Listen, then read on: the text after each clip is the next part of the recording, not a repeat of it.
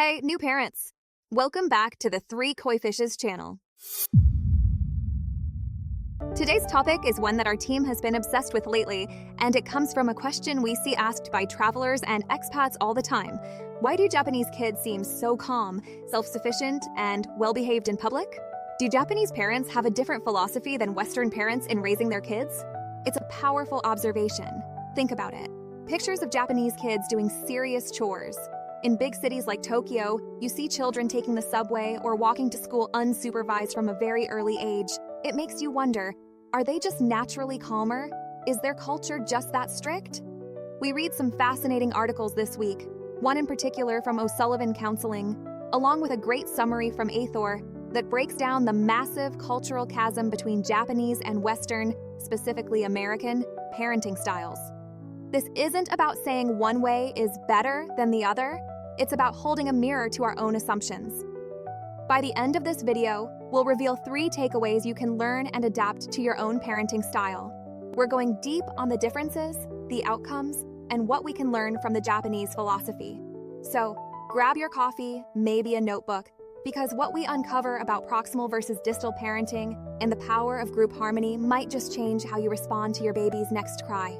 Let's dive in. To understand any difference in parenting, you have to start with the core cultural value. This shapes everything else. In the West, especially the US, our core value is individualism. Our goal for our children is independence, self-expression, and personal autonomy. We want them to be assertive, to stand up for themselves, and to make their own choices. In Japan, the core value is collectivism. The goal is group harmony and interdependence. The ultimate aim is to integrate the child into the family and the wider community so they can contribute to the greater good. This is where the concepts of ame come in. It's a Japanese concept that roughly translates to a sense of indulgent dependence. It's the feeling of needing and being cared for by another, typically the mother. This isn't seen as a weakness. It's the foundation of a close, nurturing bond, with the goal being that this closeness eventually allows the child to thrive in the group setting. Now, this foundational difference leads us directly to how we physically interact with our babies. The articles point to a major distinction identified by researcher Heidi Keller: proximal versus distal parenting. Proximal parenting, the Japanese way this is characterized by consistent and prolonged body contact. Think co-sleeping, co-bathing, and play focused on physical touch. One study found Japanese mothers spend, on average, only about 2 hours per week away from their infant, compared to 24 hours for American mothers. Babysitters and weekend trips away from the baby just aren't a common or widely accepted part of the culture, particularly in the first couple of years. Distal parenting, the West/U.S. way this style emphasizes less physical contact and more communication through eye contact, words, and facial expressions. In the Japanese view, this constant physical closeness, this proximal style, is designed to make the child feel completely connected to the mother. The mother is constantly trying to proactively predict the child's needs, often preventing fuss altogether. In the Western view, especially when we encourage independence, we often see this constant closeness as spoiling. We use distance to teach self-soothing. When a Western baby cries, we might delay the response to encourage self-expression and assertiveness, that crucial lesson that I cry and I get what I need. Japanese babies, however, learn a different lesson. Mother is always around, and she always figures out what I need, whether I cry or not. This leads us to the surprising consequence of these 2 different approaches. So, what does a parenting style focused on closeness and group harmony produce? And what does a style focused on independence produce? The answer lies in the development of 2 key skills: self-regulation and self-recognition. Self-regulation is the ability to control and monitor one's own emotions, behaviors, thoughts, and attention. You can see it in kids who can persevere through a hard task or recover quickly from a disappointment. Keller's research found a high correlation between the proximal parenting style, the Japanese way, and the early development of self-regulation. Think about it. If your mother is always anticipating your needs, you don't need to assert yourself or have a big emotional display. You learn to wait, to be calm, and to trust that your needs will be met. This early training in emotional restraint and patience is exactly what self-regulation is all about. This is why, as observers, we often see Japanese children demonstrating greater calmness and obedience earlier in life. They've been subtly trained since birth to restrict emotional displays and prioritize patience. On the flip side, Keller found a high correlation between the distal parenting style, the Western way, and the early development of self-recognition.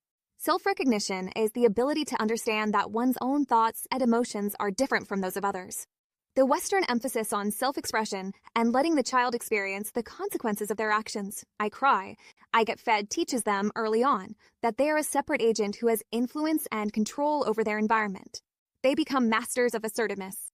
So, while Western children may not be as skilled in self-regulation as early on, they become masters at asserting their individuality and recognizing themselves as players in their environment much sooner. Beyond physical closeness, the way discipline is handled is fundamentally different, and it all circles back to that core value of group harmony. In Japan, maintaining harmony is the most valuable thing. This makes empathy the core of Japanese discipline. While Western parents often focus on rule compliance and consistency of enforcement, you broke the rule, now you get punished. Japanese mothers use discipline to teach children how their actions affect others. For example, a Japanese mother might tell her child who knocked over another kid's blocks, "Look at how sad your friend's blocks feel. They are scattered all over and miss their friends." The focus is less on the rule and more on the emotional impact on the other person, or even the object. This practice of constantly feeding back the impact of their actions means that Japanese children soak in the importance of considering others before they act. The articles highlight that Japanese parents aren't necessarily strict in the traditional sense of having a million rules at home. In fact, they might even give into rules more and rely less on severe punishment than Westerners suspect. The real discipline comes from the social environment. Japanese children are immediately integrated into small groups, school classes, sports teams, clubs that emphasize cooperation and harmony. The pressure from these groups, the constant, subtle need to not disturb others or let down the team, acts as the primary rule enforcer. This teaches proper behavior and obedience indirectly through a massive cultural push toward consideration. You see this in public. If a child is having a tantrum, the Japanese parents' first instinct is often to move them somewhere else to resolve the issue privately, maintaining the peace for everyone else around them. The culture of reading the air, knowing the mood of the room, is taught from a very early age. So, after looking at all of this, the intense focus on closeness, the priority on self-regulation, and the powerful use of empathy and discipline, the question isn't, which way is better? The right question is, what can I learn from this and incorporate into my own parenting? No one expects you to completely upend your life, move to Japan, or start co-sleeping if that's not your style. But there are brilliant takeaways from the Japanese philosophy that can absolutely enrich our Western, individualistic approach. Here are the 3 key lessons we took away. 1. Prioritize connection before correction. The proximal parenting style shows us the sheer power of constant, physical presence in the early years. The profound sense of security and indulgent dependence they build in early childhood creates a strong foundation. Even if you don't co-sleep, look for ways to increase physical closeness and intentional presence. Don't be afraid of the early dependence. It's what eventually enables a calm, regulated independence later on. The second lesson we took away is 2. Shift discipline to empathy instead of jumping straight to punishment or a verbal command when your child acts out. Try the Japanese approach. Connect their action to someone else's feeling. Instead of saying, "Stop snatching," go to timeout. Try, when you snatch the toy, how does your sister's face look? She feels sad and surprised. Let's practice making your sister feel happy by asking nicely. This approach teaches them to read the room and prioritize the feeling of others, which is the ultimate key to success in any social setting. The last key lesson we took away is 3. Value both assertiveness and restraint. We naturally push for self-recognition and assertiveness in the West. That's great. But the Japanese culture reminds us that we can, and should, also train self-regulation. If your child is constantly melting down to get attention, their self-recognition is strong. I cry, I get fed, but their self-regulation is weak. Once they are past the infancy stage, practice waiting, games, or delayed gratification. Give them the chance to use their burgeoning self-regulation skills, celebrating the moment they show patience and calmness, even more than when they express a feeling. There you have it.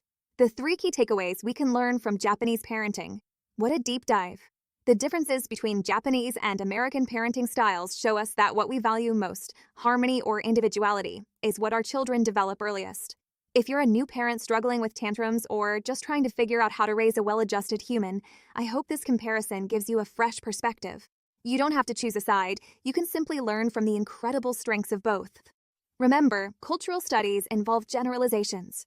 Every family is unique, but the values instilled by culture are real and they are powerful. What's the biggest difference that surprised you?